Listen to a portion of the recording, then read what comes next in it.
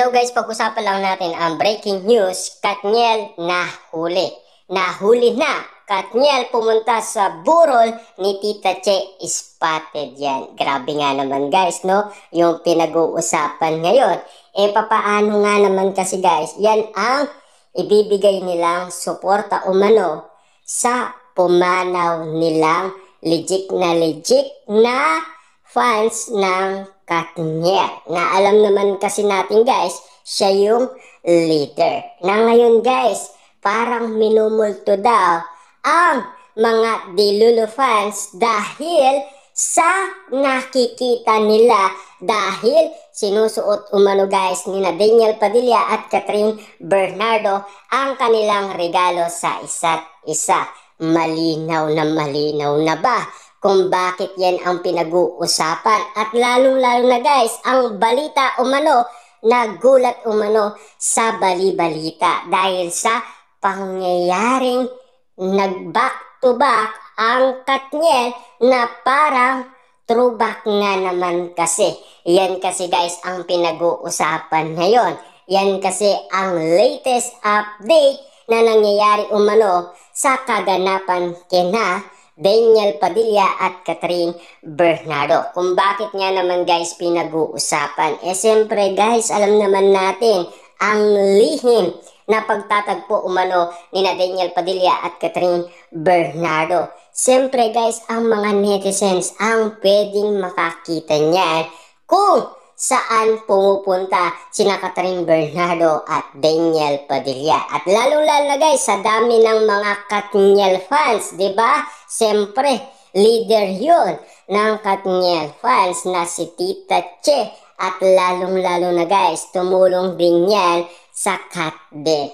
Lalong-lalo na kasi guys, nagbigay yan ng mga ticket sa mga PWD at mga buntis na baka nga naman kasi guys magkagulo sa loob ng sinihan. Kaya nga naman guys gumawa ng paraan si Tita Che para nga naman kasi guys sa mga PWD at mga buntis para makapanood sila ng tahimik at lalong-lalo na guys yung walang kaguluhan.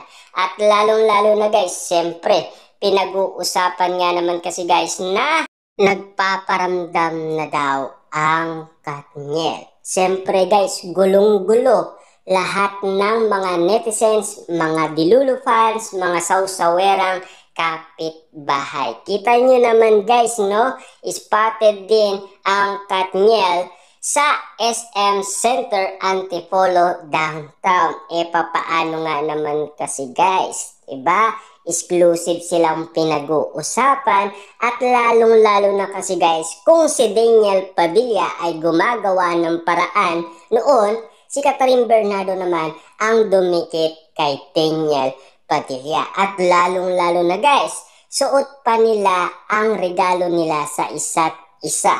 Kita nyo naman guys kung bakit nga naman pinag-uusapan nga naman ito ngayon sa social media. Hindi na tayo guys magtataka at magdududa kung bakit nga naman guys may kaganapan kina Daniel Padilla at Catherine Bernardo. Bilang suporta kay Tita Che ang ginagawa nila. Kahit na guys ang ABS-CBN ay nalilito umano.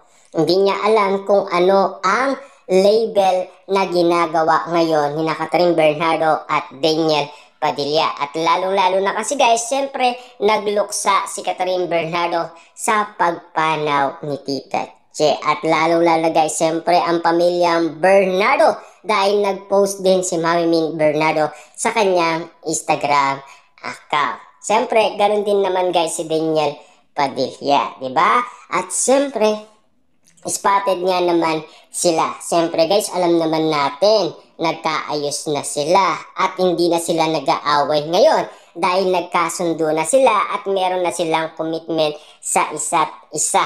At lalong-lalo na guys, siyempre si Daniel Padilla ay hindi papatalo kay Alden Richard. Kung bakit? Aalamin natin mamaya guys, pag-uusapan natin yan. Kaya mag-subscribe ka na at i-click mo na rin ang notification bell para lagi kang updated sa mga pinagkakaguluhan ngayon sa social media at pinag-uusapan at pinagpepestaan patungkol umano kina Daniel Padilla at Catherine Bernardo. Kaya nga naman guys, Katniel minumulto, pasabog, Katniel minumulto ang mga fans. Grabe, tignan nyo guys ha. Grabe nga naman kasi kung bakit ngayon guys pinag-uusapan ito. Parang nag-throwback nga naman kasi guys ang Katniel sa kanilang kasuotan. Siyempre guys, parang minumulto daw sila. Siyempre first time nila guys makita yun. Dati na nilang nakita yun. 'Di ba? Pero ngayon nakikita na naman nila. Ibig sabihin may pakiramdam sila na baka may nangyayari na hindi nila alam kung bakit nga naman kasi sila guys nagbabardagulan. Siyempre alam naman natin guys, nag-aaway ang mga fans ni Catherine Bernardo at Daniel Padilla. Siyempre guys, paramihan nga naman kasi ng views. Siyempre dahil sa kanilang nalaman at nabalitaan kina Daniel Padilla at Catherine Bernardo. Nag-iba ang kanilang pagtingin kina Daniel Padilla at Catherine Bernardo. Kung bakit nga naman kasi guys, merong nangyayaring kakaiba na hindi nila maintindihan. Akala kasi nila guys minumulto sila. Ayon umano kasi guys sa balibalita, hindi pa rin matahimik ang puso ng mga Katden fans na dating Katniel fans at patuloy silang minumulto ng tambalang minahal ng bayan. Kita nyo naman guys ha, minumulto sila. Bakit nga naman kasi guys ganito ang sinasabi ng balibalita? Papaano nga naman kasi guys? Suot na suot nga naman kasi nila ang dati nilang regalo sa isa't isa. At kung bakit nga naman guys, nanginig sila sa takot na parang nagbalik sa kanila yung nakaraan na nakita na nila at kung bakit pinagkaguluhan na nila. Alam naman natin guys, mga Katniel fans yan, gulong-gulong ngayon. At hirap nga naman kasing intindihin ang mga nangyayari ngayon sa social media. Papaano nga naman kasi guys, kakaiba na ang nangyayari dahil nagpaparamdam ang Katniel.